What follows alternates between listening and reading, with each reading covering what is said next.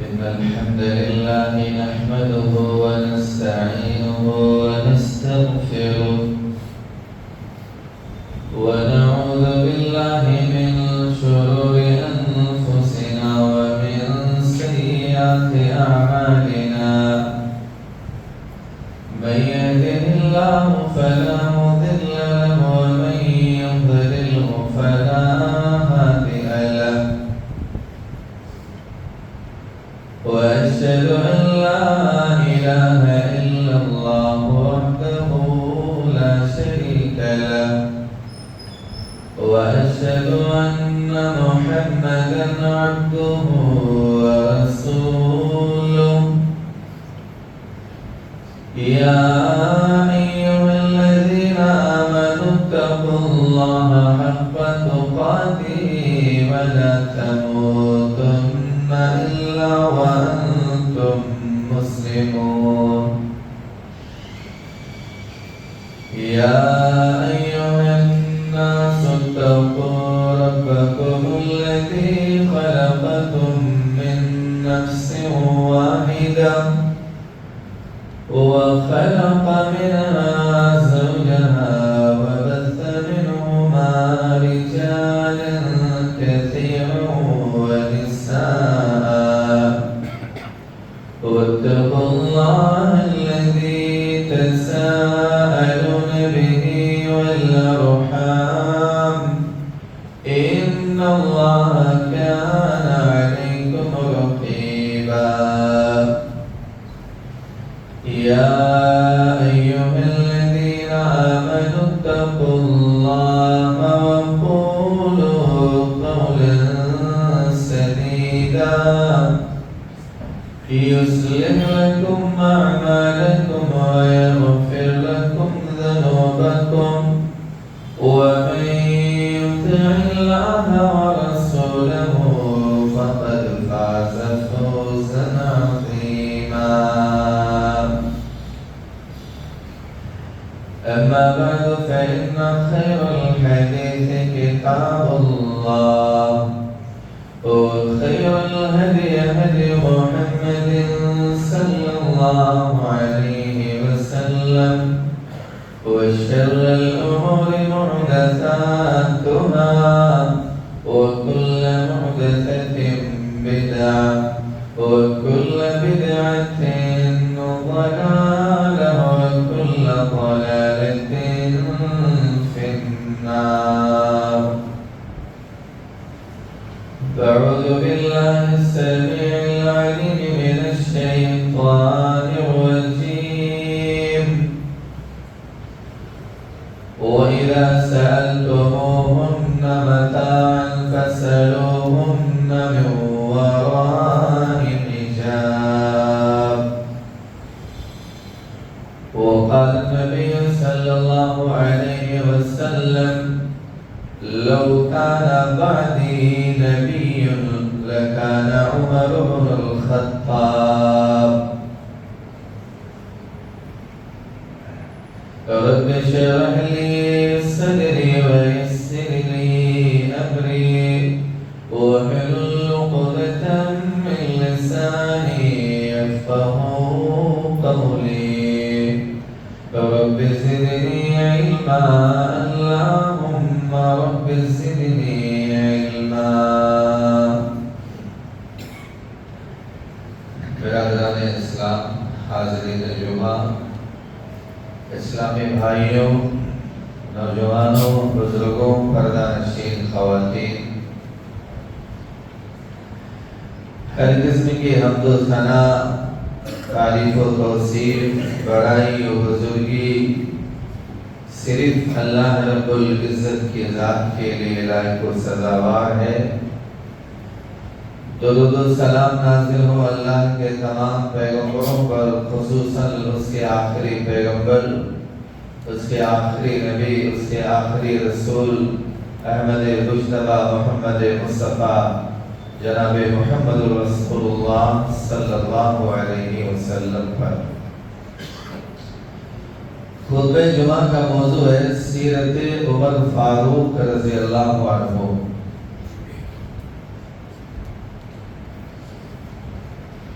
آج کے خطبہ جمعہ میں آپ کے سامنے ایک ایسے عظیم شخصیت کا ذکر کرنا چاہتا ہوں جسے اس دنیا میں اللہ کے رسول اور حضرت ابو بکر صدیق کے بعد اس امت میں افضلیت کا مقام حاصل۔ اگر خلافت میں پہلا درجہ حضرت ابو بکر صدیق رضی اللہ تعالیٰ عنہ کا ہے تو دوسرے نمبر پر حضرت عمر کا درجہ۔ اگر اللہ کے نبی کے رفاقت اور صحبت میں پہلا درجہ حضرت ابو بکر صدیق رضی اللہ عنہ کا ہے تو دوسرا درجہ حضرت عمر فاروق رضی اللہ عنہ کا ہے۔ عشرے مبشرہ میں اگر پہلا نام حضرت ابو بکر صدیق کا ہے تو دوسرا نام حضرت عمر فاروق رضی اللہ عنہ کا ہے۔ اللہ کے نبی کے اگر خاص وزیروں اور مشیروں میں اگر پہلا نام ابو بکر کا ہے تو دوسرا نام حضرت عمر فاروق کا ہے۔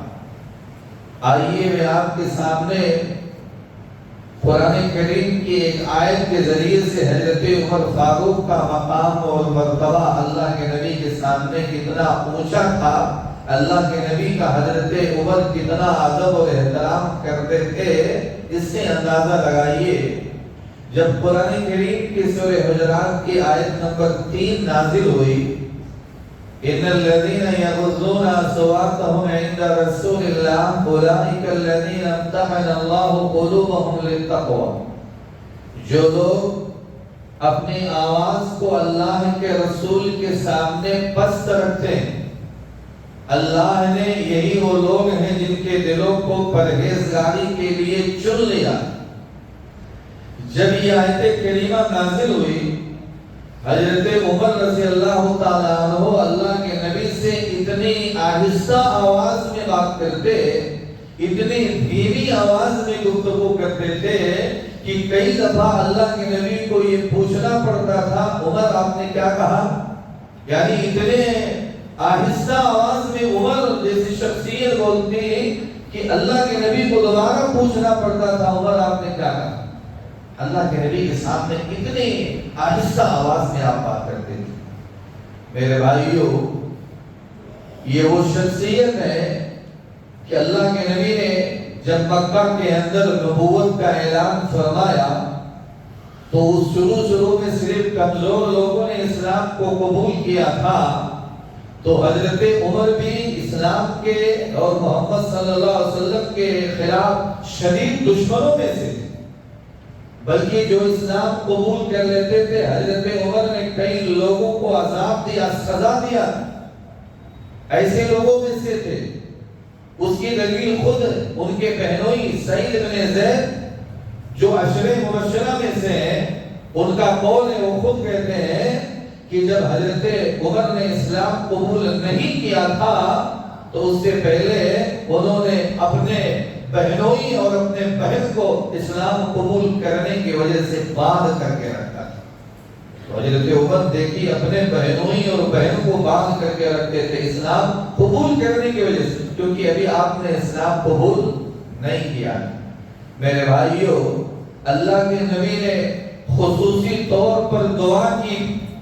اللہ کے نبی چاہتے تھے، آپ کی برابر دعا ہوتی تھی کہ کسی طرح سے اللہ تعالیٰ حضرت عمر کو ہدایت دے دے، اسلام قبول کر لے۔ باقاعدہ روایت ہے اللہ کے نبی کی دعا، آپ جو دعا کرتے تھے آپ کے دعاؤں میں سے ایک دعا یہ بھی ہے، کیا ہے؟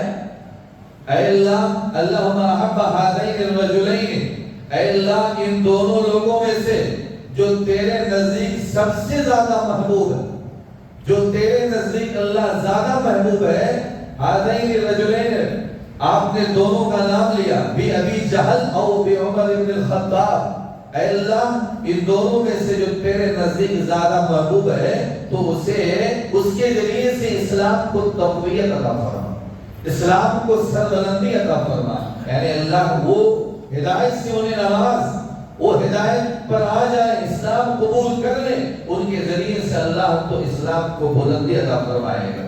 اور خود ابن عمر بیان فرماتے ہیں کہ اللہ کے نبی کے نزدیک دونوں میں سے آپ نے بھلے ہی دو کلام لیا تھا، لیکن آپ کے نزدیک حضرت عمر سب سے زیادہ محبوب تھے۔ تو اللہ نے ہدایت بھی کس کو دیا؟ حضرت عمر رضی اللہ تعالیٰ عنہ کو ہدایت دیا۔ دیکھیے اللہ کے نزدیک بھی حضرت عمر محبوب۔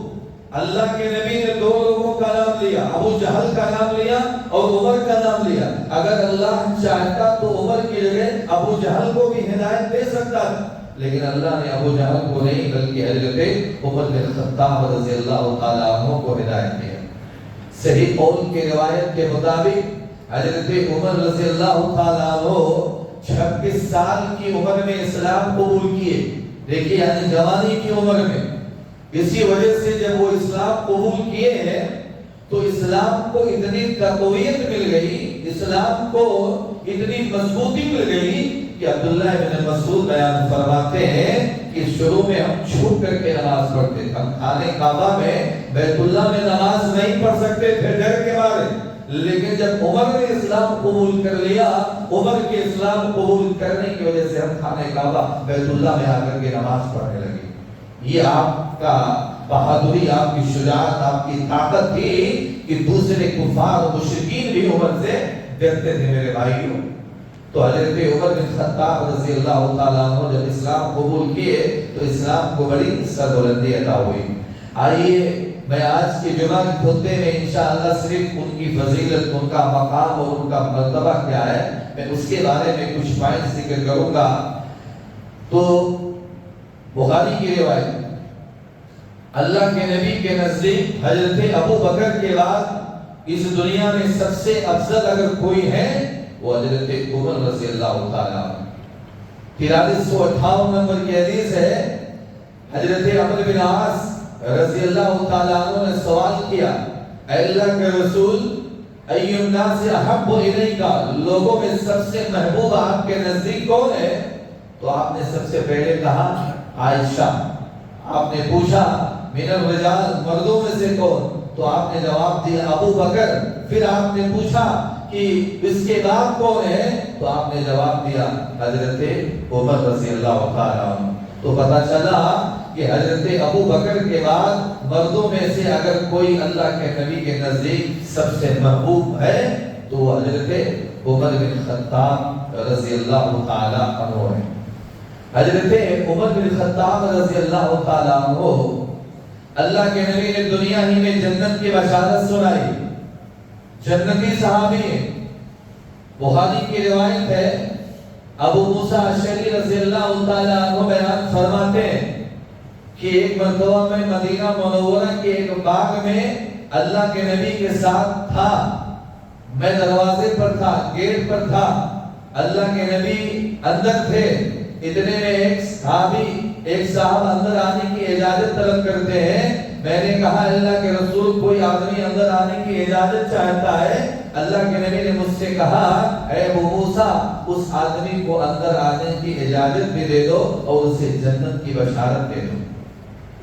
ابو موسیٰ کہتے ہیں، میں نے جب دروازہ کھولا تو سب سے پہلے آنے والے حضرت ابو بکر صدیق رضی اللہ تعالیٰ عنہ تھے۔ میں نے انہیں اللہ کے نبی کی طرف سے جنت کی بشارت سنائی تو آپ نے کہا الحمدللہ، اللہ کا شکر ادا کیا۔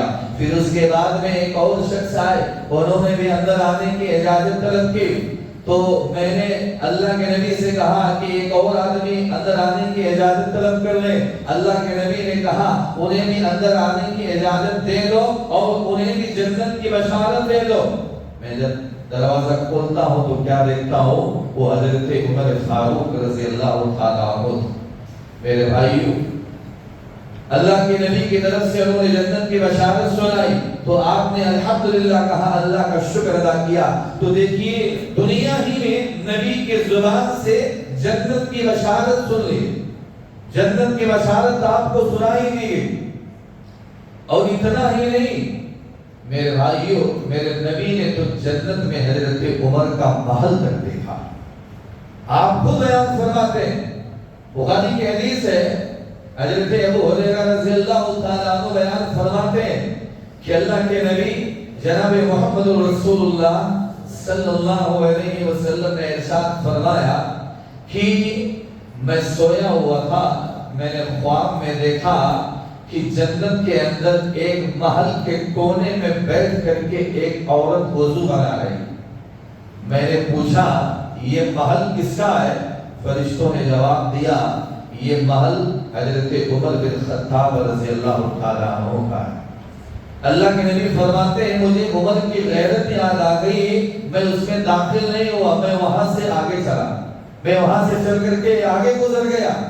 اور دوسری روایت میں ہے اللہ کے نبی خود فرماتے ہیں کہ میں جنت میں داخل ہوا تو میں نے جنت میں سونے کا ایک محل دیکھا تو میں نے پوچھا یہ محل کس کا ہے؟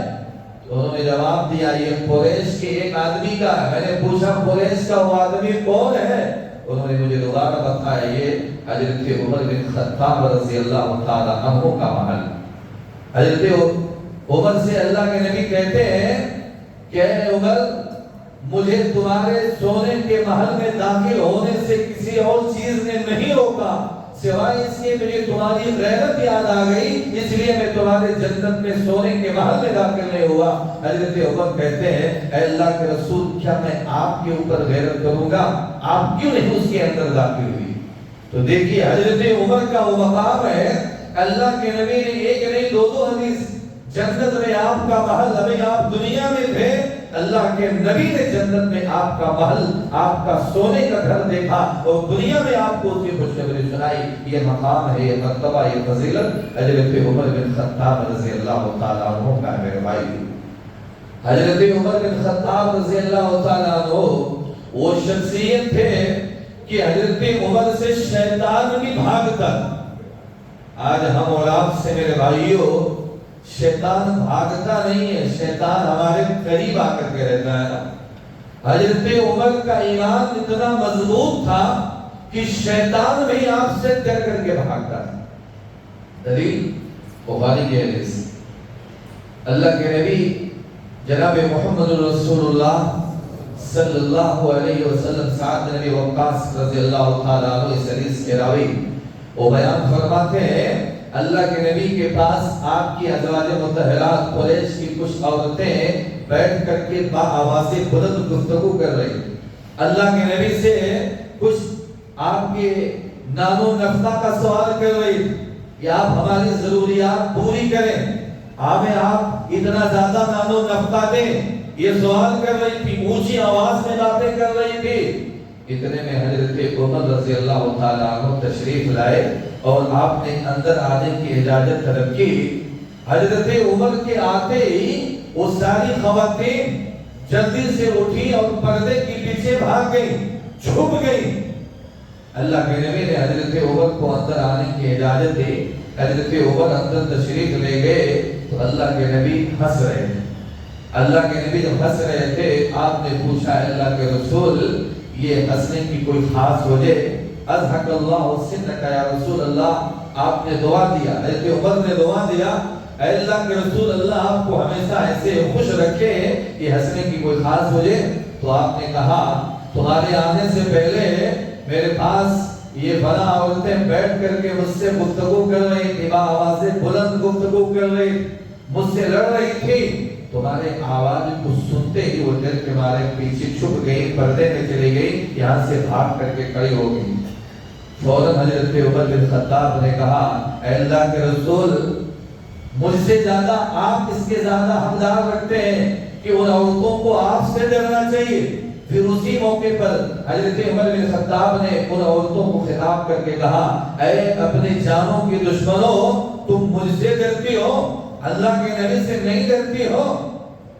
तो उन औरतों ने कहा, इसलिए कि आप सख्त मिजाज संग दिल हैं, इसलिए हम आपसे डरते हैं। अल्लाह के नबी के अल्फाज आपने उसी मौके पर कहा था, या उमर इब्न खत्ताब, ऐ खत्ताब के बेटे, वल्लज़ी नफ्सु बियदी, कसम है उस जात के जिसके हाथ में मेरी जान है, ऐ उमर, जिस रास्ते पर तुम चलते हो ना, शैतान भी अगर उस रास्ते से आता है तो डर के मारे शैतान भी अपना रास्ता चेंज करके दूसरे रास्ते पर चला जाता है।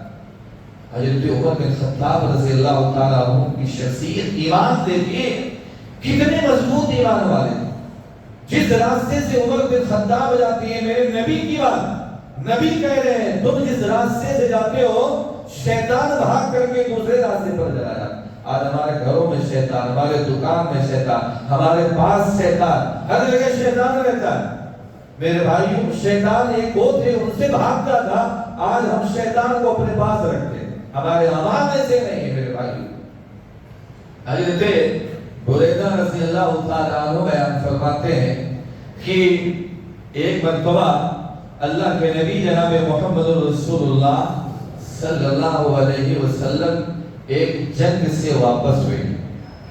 एक औरत, काले रंग की एक औरत अल्लाह के नबी के पास आई और उसने कहा, अल्लाह के रसूल, मैंने नजर मानी थी कि अगर अल्लाह ने आपको सही सालिम वापस लौटाया, यानी अगर आप इस जंग से वापस आ जाएंगे तो मैं आपके सामने दुफ बजाऊंगी और अशआर पढ़ूंगी।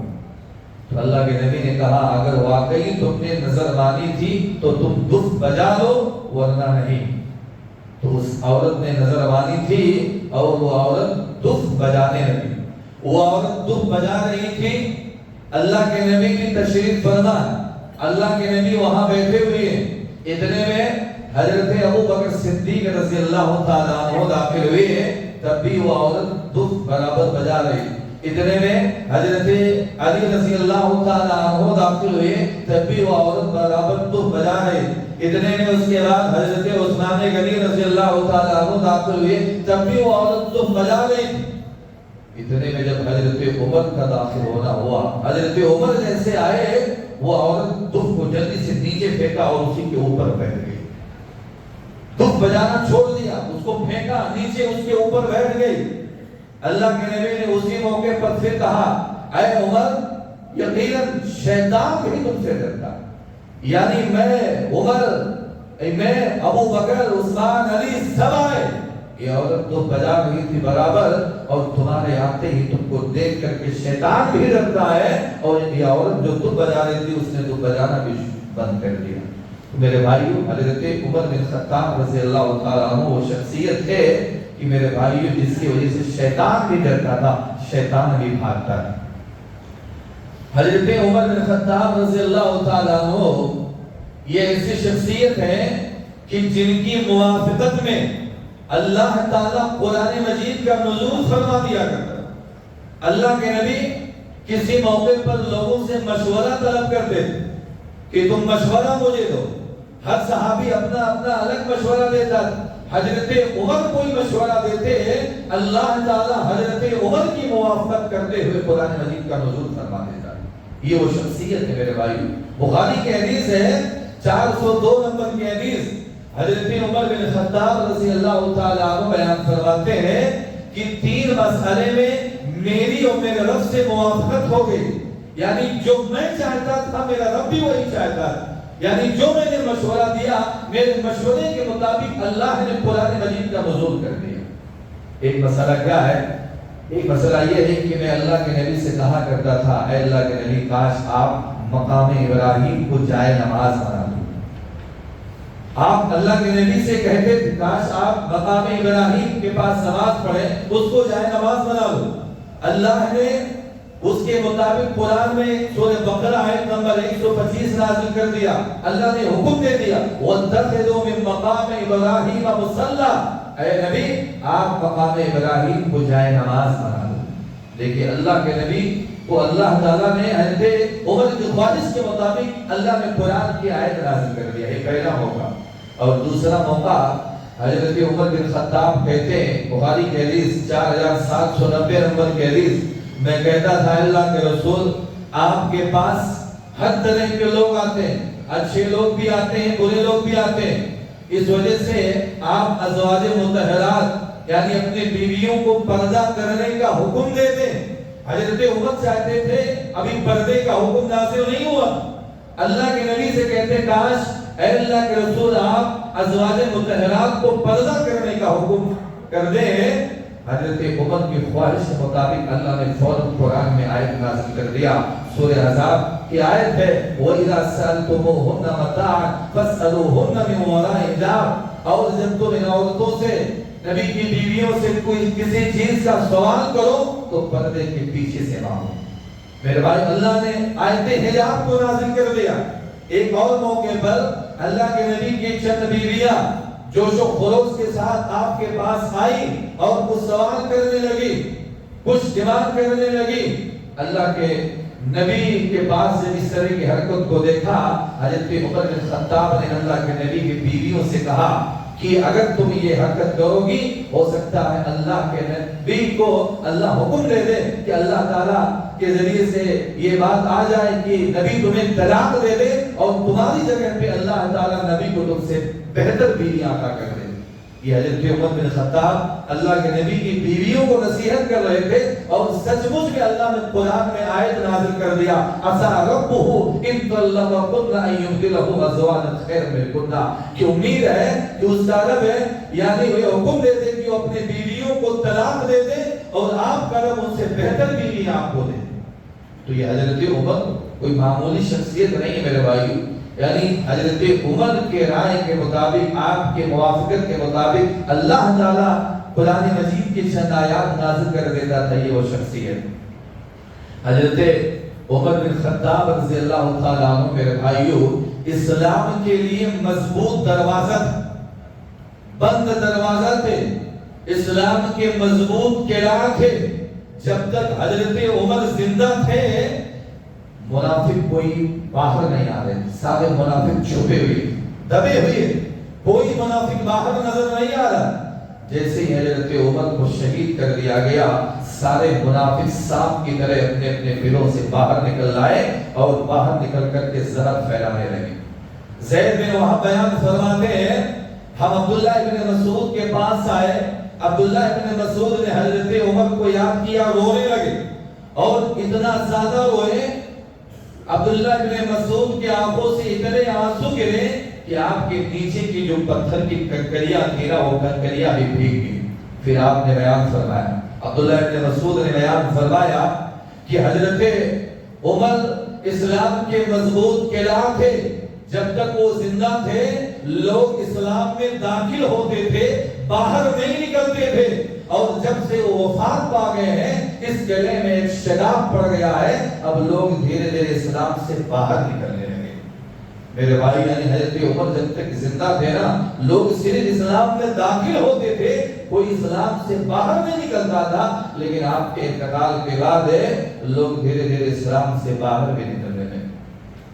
تو حضرت عمر فاروق رضی اللہ تعالیٰ عنہ یہ معمولی شخصیت نہیں، حضرت عمر بن خطاب رضی اللہ تعالیٰ عنہ کے ایمان کی گواہی اللہ کے نبی خود اپنی زبان سے دیتے۔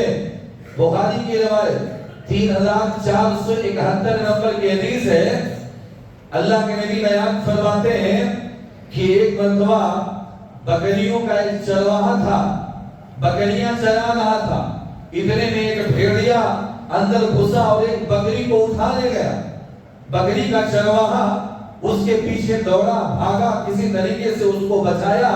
بچانے کے بعد میں جب وہاں سے اس کو چھوڑا کر کے لے کر کے آیا تو بھیڑیے نے کہا، بھیڑیے نے آواز لگائی کہ اس دن فتنے کے دن جب میرے علاوہ کوئی اس کو بچانے والا نہیں ہوگا تو مجھ سے اس کو کون بچائے؟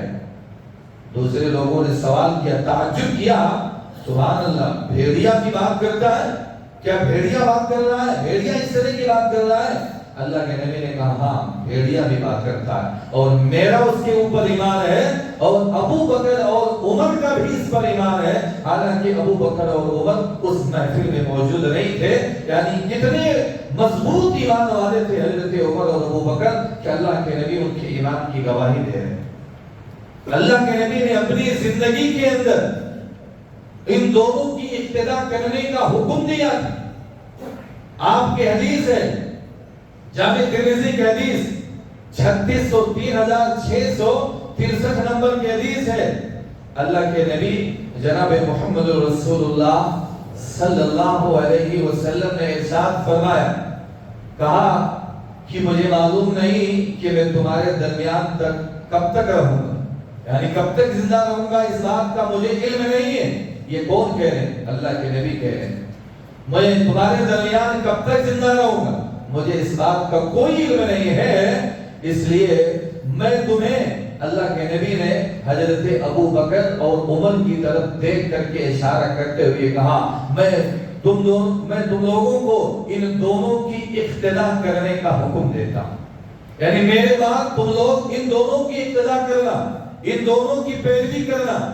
میرے بھائیو یہ معمولی بات ہے، نبی اپنے زندگی کے اندر حضرت ابو بکر اور عمر کی اقتدا کرنے کا دوسرے صحابہ کو حکم دے رہے ہیں کہ میرے بعد میں نہیں رہوں گا، اگر تم لوگ کسی کی اقتدا کرنا ابو بکر اور عمر کی اقتدا کرنا۔ حضرت عمر بن خطاب رضی اللہ تعالیٰ عنہ وہ شخصیت ہے میرے بھائیو، اللہ کے نبی کی حدیث ہے، جامع ترمذی کی حدیث 3686 نمبر کی حدیث ہے، اللہ کے نبی نے بیان فرمایا تھا لو کان بعدی نبی لکان عمر بن الخطاب، اگر میرے بعد کوئی نبی ہوتا وہ عمر بن خطاب رضی اللہ تعالیٰ عنہ۔ میرے بھائی یعنی آپ آخری نبی ہیں، آپ کے اوپر رسالت کا سلسلہ ختم ہو گیا، آپ کے بعد کوئی اور نبی آنے والا نہیں ہے، لیکن آپ یہ کہہ رہے ہیں اگر میرے بعد میں بھی کوئی نبی آنے والا ہوتا تو عمر بن خطاب رضی اللہ تعالیٰ عنہ، یعنی نبی اپنے زبان سے عمر کو نبی کا درجہ، یعنی اگر کوئی نبی ہوتا تو عمر ہوتے، یہ بہت بڑی بات، بہت اونچے مقام کی بات ہے میرے بھائیو، بہت بلند درجے کی بات ہے، کوئی نبی ہوتا تو حضرت عمر بن خطاب رضی اللہ تعالیٰ عنہ۔ نبی خود ان کے علم کی گواہی دے رہے، حضرت عمر کے علم کی گواہی میرے نبی اپنے زبان سے دے رہے۔ بخاری کی حدیث 82 نمبر کی حدیث ہے، اللہ کے نبی سوئے ہوئے، آپ نے بیان فرمایا میں سویا ہوا تھا کہ میں خواب میں دیکھتا ہوں کہ میرے پاس دودھ کا ایک پیالہ لائیں گے. میں نے اس میں سے اتنا پیا کہ میں نے دیکھا کہ میں اپنے ناخنوں کے نیچے اس کی تازگی کو، دودھ کی تازگی کو دیکھنے لگا. اس کے بعد میں نے وہ دودھ کا بچا ہوا پیالہ حضرت عمر بن خطاب رضی اللہ تعالیٰ عنہ کو دے دیا. اس نے اللہ کے نبی خواب دے گئے، خواب میں دودھ پی رہے ہیں اور بچا ہوا دودھ کا پیالہ آپ نے حضرت عمر کو دے دیا. صحابہ کرام نے پوچھا اے اللہ کے نبی اس کی تعبیر کیا ہے؟ آپ نے کہا اس کی تعبیر علم ہے. دودھ کو اللہ کے نبی نے علم سے تعبیر دیا، یعنی دودھ سے جیسے لوگوں کو فائدہ ہوتا ہے، اس کے جسم کو صحت ملتی ہے، جسمانی صحت کو فائدہ ہوتا ہے نا، ایسے علم سے آدمی کو فائدہ ہوتا ہے، تمام لوگوں کو فائدہ ہوتا ہے. علم سے آدمی کی دنیا اور آخرت سنور جاتی ہے، اس کی آخرت بن جاتی ہے. تو اللہ کے نبی حضرت عمر کے علم کی گواہی دے رہے میرے بھائی. حضرت عمر رضی اللہ تعالیٰ عنہ، اللہ کے نبی کی حدیث ہے، آپ فرماتے ہیں کہ پہلے زمانے کے اندر، تم سے پہلے امتوں کے اندر الہام کیا جاتا، یعنی لوگوں کے اوپر الہام کیا جاتا. اگر اس امت میں کوئی ایسا شخص ہے جس پر الہام کیا جاتا تو وہ حضرت عمر بن خطاب ہے جس پر الہام کیا جاتا. الہام کے مطلب اللہ تعالیٰ کی طرف سے اس کے زبان پر اور دل پر حق بات کو رکھ دے. پہلے بہت سارے لوگ ایسے تھے، نبی نہیں ہوتے، اللہ کی طرف سے ان کو الہام ہوتا، اللہ ان کے زبان پر، ان کے دل پر حق بات کو رکھ دیتا. میرے نبی اپنے زبان سے کہہ رہے اگر اس امت میں کوئی شخص ایسا ہوتا کہ جس پر الہام کیا جاتا وہ حضرت عمر بن خطاب رضی اللہ تعالیٰ. تو یہ حضرت عمر بن خطاب رضی اللہ تعالیٰ عنہ کی وہ شخصیت ہے میرے بھائیوں جس کا آج کے جمعہ کے خطبے میں میں نے ذکر کیا. انشاءاللہ اگلا جمعہ حضرت عمر بن خطاب کے عملی زندگی کے کچھ کارنامے، یعنی ان کے عملی زندگی کے کچھ پہلو کا ذکر آپ کے سامنے آئے گا. اللہ رب العزت سے دعا ہے اللہ تعالیٰ ہم تمام لوگوں کو قرآن و حدیث کے مطابق زندگی گزارنے کی توفیق عنایت فرما. اللہ ہم سب لوگوں کو نگاہ ہے، ہم سب لوگوں کے گناہوں کو معاف فرما. اللہ ہم سب لوگوں کو جنت الفردوس کے اندر جگہ دے. اللہ ہم تمام لوگوں کو جہنم کے عذاب سے بچائے. اللہ ہم میں سے جو بیمار ہیں تو انہیں شفائے کامل کلی عنایت فرما. اللہ ہم میں سے جو تنگ دست ہیں تو ان کے تنگ دستی کو دور فرما. اللہ ہم میں سے جو قرض دار ہیں ان کے قرض کی ادائیگی میں آسانی پیدا فرما.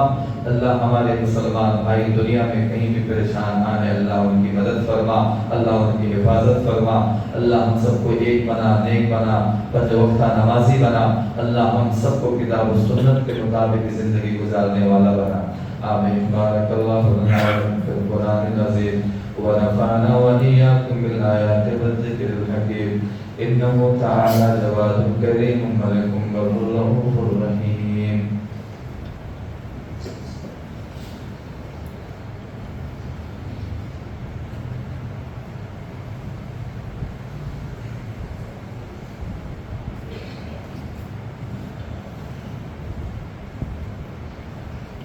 الحمد لله كفى وسلام على عباده الذين اصطفى. أما بعد إن الله وملائكته يصلون على النبي يا أيها الذين آمنوا صلوا عليه وسلموا تسليما.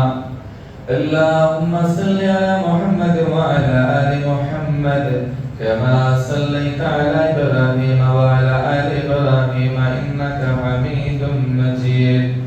اللهم بارك على محمد وعلى آل محمد كما باركت على إبراهيم وعلى آل إبراهيم إنك حميد مجيد. عباد الله رحمكم الله إن الله يأمر بالعدل والإحسان وإيتاء ذي القربى وينهى عن الفحشاء والمنكر والبغي يعظكم لعلكم تذكرون. ولذكر الله تعالى أعلى وأجل وأتم